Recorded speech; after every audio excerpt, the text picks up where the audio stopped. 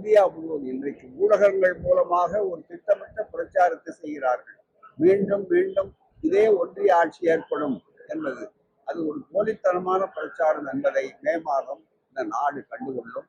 அந்த வகையிலே தான் அண்ணா அவர்களுடைய நினைவு நாளான இன்றைக்கு அண்ணா அவர்கள் எந்த உணர்ச்சியை அவர்கள் கட்டி காத்து மிகப்பெரிய திருப்பத்தை உருவாக்கினார்களோ அதே திருப்பத்தை அனைத்து இந்திய அளவிலேயே உருவாக்குவதற்கு மிக முக்கியமாக பல பணிகள் ஆயத்தமாகி இருக்கின்றன. நீங்களே சொன்னீங்க, சரியான வார்த்தையை ஒரு பிம்பத்தை உருவாக்கி இருக்கிறார்கள்.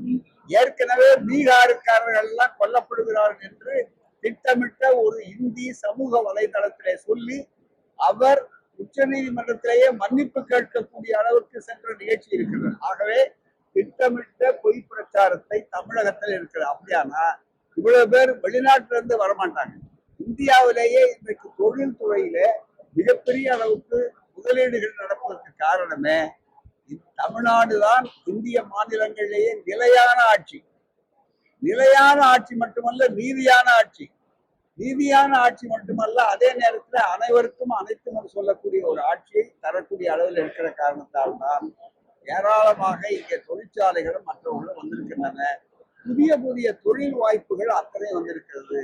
அங்கே தமிழ்நாட்டுல பாத்தீங்கன்னா எங்கேயும் சிவப்பு கொடிய அந்த தொழிற்சாலைக்கு முன்னால நட்டு இல்லை. ஏதாவது பிரச்சனைகள்னா உடனே அமைச்சர்கள் போய் பேசுறாங்க, உடனே முதல்வர்கள் தீர்ப்பு சொல்றாங்க. இவ்வளவு விரைந்து செய்யக்கூடிய ஒரு ஆட்சி வேறு எந்த மாநிலத்தில் இல்லாததால்தான் நம்பர் 1 ஆட்சியாக திராவிட மாடல் ஆட்சி இருக்கிறது என்ற பெருமை இருக்கிறது.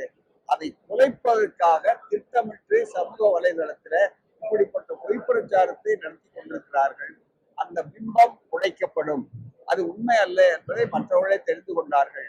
பல நேரங்களில் பேசிவிட்டு பிஜேபிக்காரர்கள் அறவேக்காட்டுக்காரர்களாக இருக்கக்கூடியவர்கள் பிரச்சாரத்துல உள்ள ஜெயிலுக்கு போய் வழக்கு போட்ட உடனே மன்னிப்பு கேட்கிறார். மன்னிப்பு கேட்பதற்கு மிகப்பெரிய அளவுக்கு மன்னிப்பு பட்டாளமே ஒரு பெரிய அளவுல இருக்கு. ஆகவேதான் அவர்கள் பேசுவது, பிறகு வழக்கு போட்டு அதில் சிக்கி கொண்டால் மன்னிப்பு கேட்பது என்பது வாடிக்கையான ஒன்றாக இருக்கிறது. ஆகவேதான் இந்த வித்தைகளை தமிழ்நாட்டு மக்களை உணர்ந்து கொண்டது மட்டுமல்ல, இப்போ வடபுலத்திலே இருக்கக்கூடிய மக்களே உணர்ந்து கொண்டிருக்கிறார்கள் எல்லோரும். ஆகவே இது எடுபட கடந்த காலத்தை விட கடவுள் மறுப்பு கல்வியை மறந்துட்டாங்க போல. அதிகமா இந்துக்கள் வந்து கோயிலுக்கு சொல்றாங்க. எடுத்துக்காட்டு வந்து சபரிமலைக்கு வரலாறு காணாத மக்கள் போறாங்க. நீங்க எப்படி பாக்குறீங்க?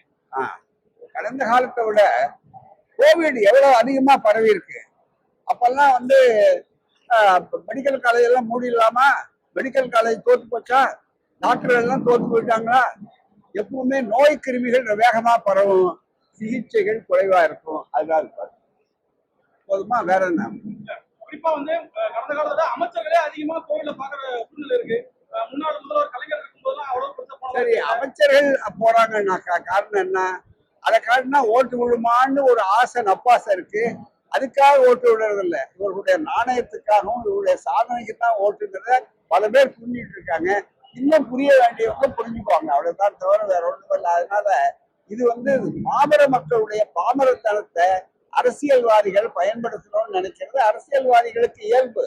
பாதகம் செய்பவரை கண்டால் நாம் பயங்கொள்ளலாகாது பாப்பா, மோதி மிதித்து விடு பாப்பா, அவர் முகத்தில் உமிழ்ந்து விடு பாப்பா. அண்மை செய்திகளை உடனுக்குடன் தெரிந்து கொள்ள இணைந்திருங்கள் இயம்நாடு தொலைக்காட்சியுடன்.